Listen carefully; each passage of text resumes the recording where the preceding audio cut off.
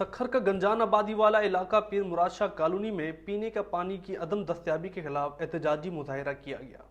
मुजाहिरीन में दीन मोहम्मद अबरो, लाला रियाज पठान, अब्दुल मजीद नाइज, शकील खान व दीगर ने एहतजाज करते हुए कहा कि गुज़िश्ता 10 रोज से पब्लिक हेल्थ और सखर म्युनिसिपल इंतजामिया की नाअहली की वजह से पीने के पानी की फराहम नहीं किया गया, जिसकी वजह से सख्त मुश्किलात का सामना है। घर में बूंद बूंद पानी को तरस गए हैं, जबकि दूर दराज इलाकों से पीने का पानी भरने पर मजबूर हैं। आला हुकाम से उन्होंने मुतालबा किया है कि पीर मुराद शाह कॉलोनी में पीने की पानी की फराहमी यकीनी बनाई जाए।